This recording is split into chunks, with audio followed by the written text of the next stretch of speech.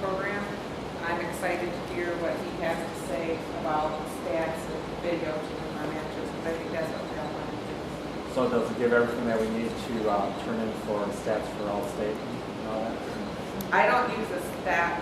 I guess I use. What do you need to turn into? I use, rotate 1, 2, 3 is where you can set up your lineup, right? Yeah. I don't use a stat. So if your school standard is consistent with max preps, it should work. Say that If again. it's consistent with max preps, it should work. Do you know that? So, I don't use. I don't use that stat program. so you should send me whatever you need for the standard, because we can generate these things pretty much on the fly. It's not a big deal. Because what we do is we separate the device from the reporting. We back this data up to a server, and then we can generate reports pretty quickly. So if you guys have a standard that's sufficient thing, just let me know what it is. My name is. I mean, basically, though, when we report things, you need to be able to have big stuff separate, for your all days. None of your tournaments can be in there. So do you have that option, like playing a league game versus a tournament? That option is then for the match. Yeah, when you export this, it's match by match, so you can completely control that. So, because there's some sets out there that are only by date, and they're not by. Yeah, this is when you get into web reports, it's basically match by match. In fact, you can even pull out just data for a set. So it just depends on what you need. This association is the one that determines the stats that we need. Okay, so they just need to tell me. We need to register login to the app and status download. No? You just press the button while we're even from us in the video. So I want to clarify, I'm always at these camps, clinics, with three different roles, right? One is, I come in to learn just like you. I'm also a vendor, producing apps. And then finally, I'm a coach as well. Okay, so, I like to make these sessions informative for you, not from a product standpoint, because my job here is not to sell, my job here is education, right? And tangential to that, I'll show you some features that I think will be valuable to you to help you in your coaching, okay? So I'm happy to answer any questions about products a little bit later. The first part I'd like to cover is mostly around the interpretation of statistics and then also using video to help you to make your team better, right? So that's kind of the focus of this whole process. I'm a high school and club coach. I live in Northern California. And the only other important thing is I'm just like you. I have to coach teams. My team's going to start August 16th. So I get all this stuff done just like you. So then get off to doing getting prep for my practices and tryouts. Okay. I go to lots of conferences and I've got my Cap 1, Cap 2, it's the local school, whatnot. So I've been to a lot of sessions, and partially that's the reason why I'm here, because one of the biggest problems I see is that all these clinics recommend taking stats to make help with your decision making. The problem is none of them talk about what to do with the stats. There's lots of intricacies. Once you start taking stats, it just becomes overwhelming. And so I'm trying to kind of help you guys out the process. So how many of you have either read Moneyball or seen the movie? Moneyball? No Brad Pitt? All right, so time for a rental. All right, so Moneyball is all about Billy Beane, the Oakland A's, using statistical methods to get an advantage. Right? They have the second smallest budget in Major League Baseball, and were competitive with the Yankees, who were the largest budget. I think they had 1/3 the budget. Right? So that's how competitive they became. And the quote from here is really cool. It says, "Some coaches believe they could judge a player's performance simply by watching it. In this, they were deeply mistaken." Okay? And one of the things they talked about in the book, and it turns out Billy Beane was one of these guys, they call it the body.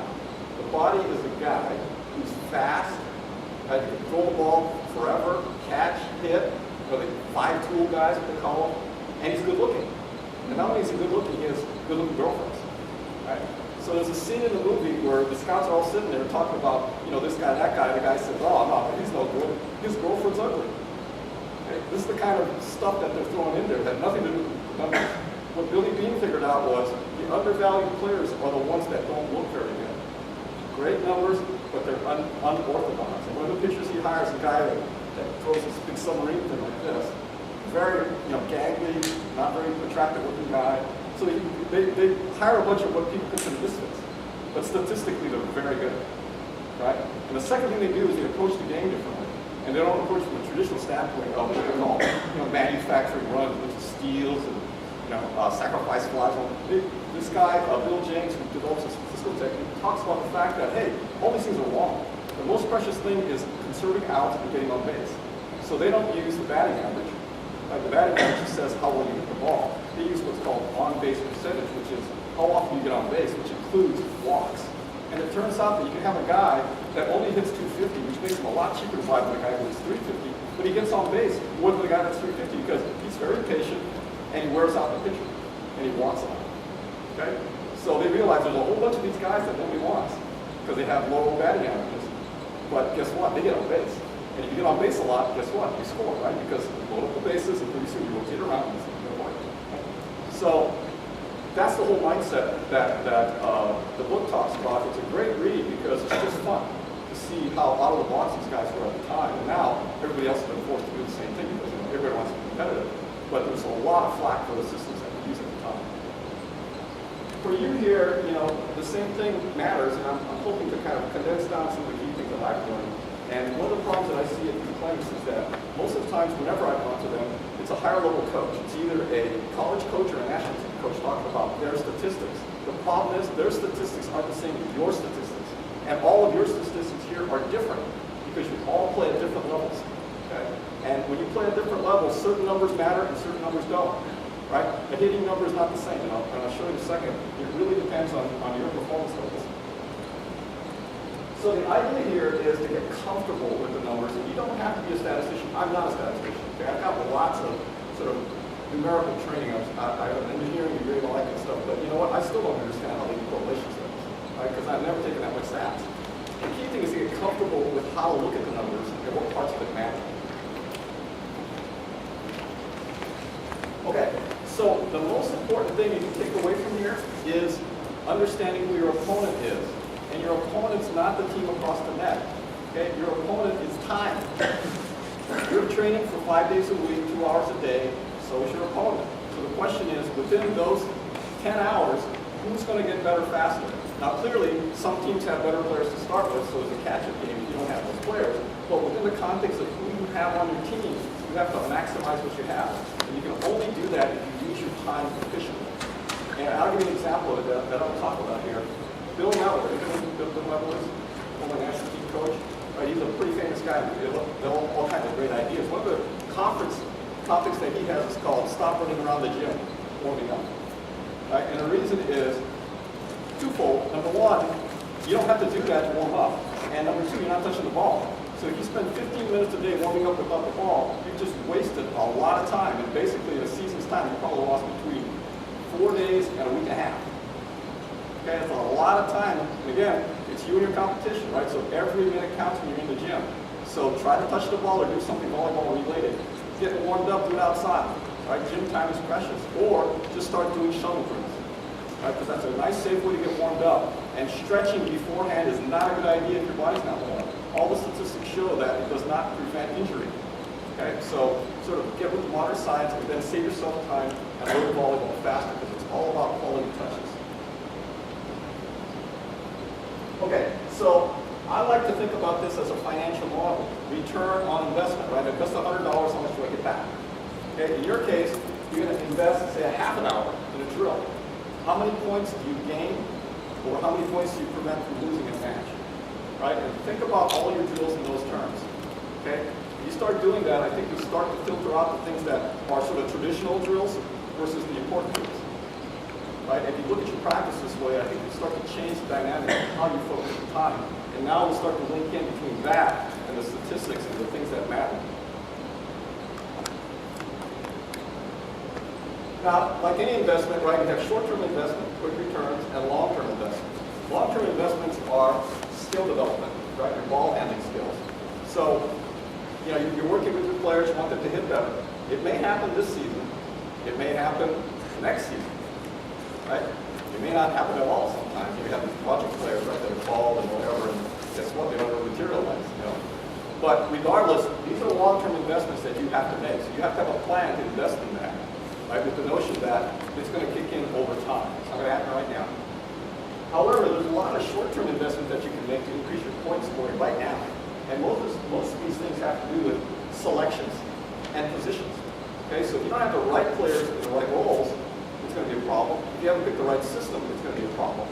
Okay, so there's lots of ways to optimize. This is where the rotate 1, 2, 3 product comes into play, which is it allows you to set up your rotation to do customization and do kind of what-if analysis about who can I sub here to change this. And remember, in high school, you have 18 substitutions plus the libero. Right? I've seen teams that I played in my league, it looks like a football team, the defensive squad and the offensive squad. You know, every rotation, 2 people are coming out and going in. You know, so they got a front row specialist and back row specialist. And you don't run out because 18 is playing. Okay, so think about using that liberally. The other advantage of doing this thing is the more players you get on the court, the more the morale goes up, right? Because everybody's participating. They're not just cheering from the bench. So you get more people that help out in the process. Even if it's a serve specialist, right? One rotation. Right? It's a good thing to get somebody engaged, so more people can help and build that team spirit. Right, so does everybody know how the stats work and how they're calculated? So passing stats, everybody familiar, 0 to 3 scale, 0 is an error, or an ace for the other team, and 3 is a perfect pass.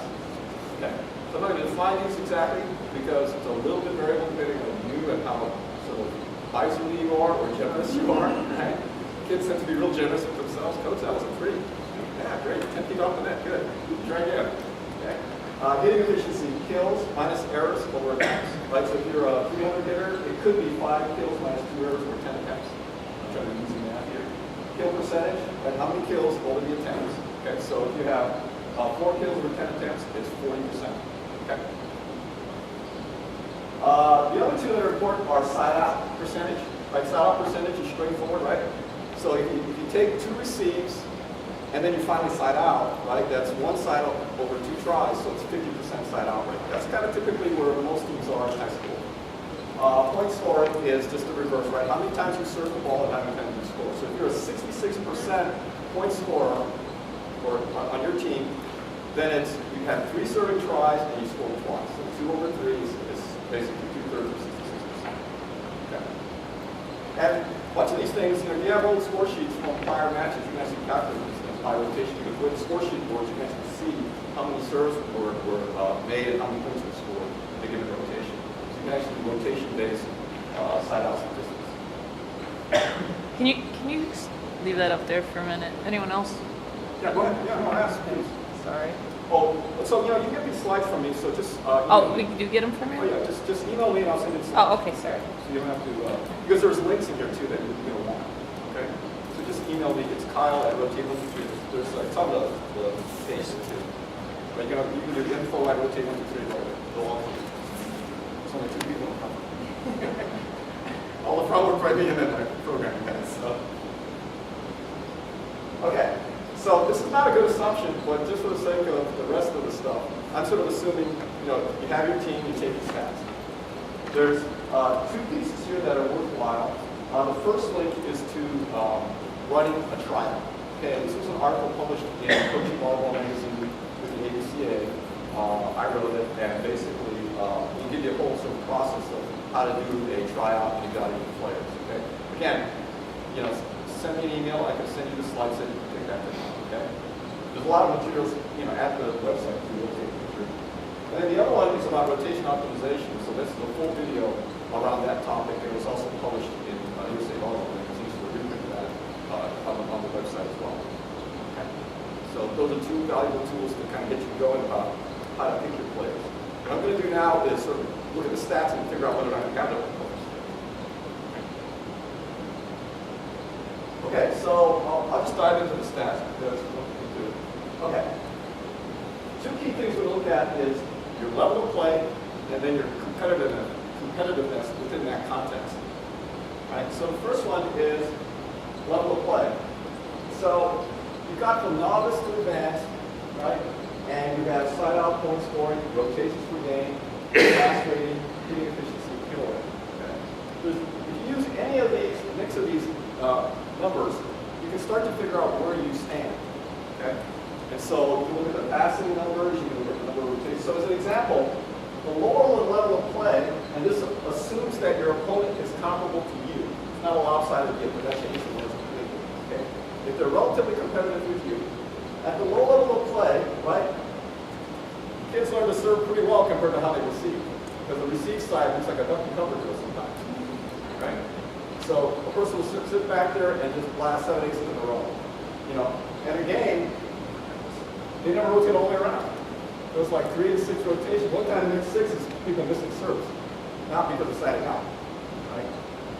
So that's the way the game looks at the low end. At the high end, it completely reverses. If you look at the D1 college statistics, right? 65 side out, 35 point scoring, which means that it's really hard to serve and score a point in college or international play.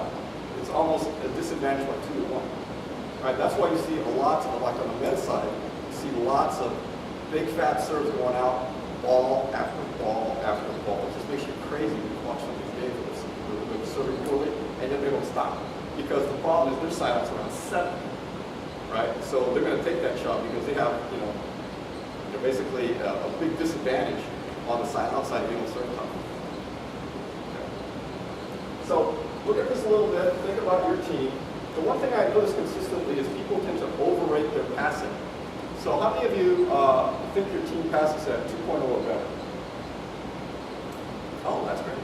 Because usually it's like this. Okay. I find that it's really hard to get a team to pass at that level. And in fact, college teams, you know, the good college teams are probably at 2.2 or better, but it's really hard. I had a very good team this year in 16 in Northern California. We finished 16th out of 118 teams, and we passed at 175. And so, you know, what makes you wonder. My best passer was probably close to 190, but only broke 2.0 on a couple of times. Right? So it's really hard to, and the problem is the serving side is always more effective in general. Right? It's easier to learn to serve tough than it is to pass.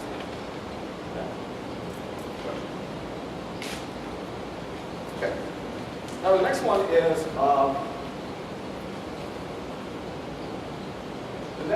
your competitiveness within the context of your league, right? So on the left side, you know, you're really getting beaten up. On the right side, you're getting closer, you know, to the win.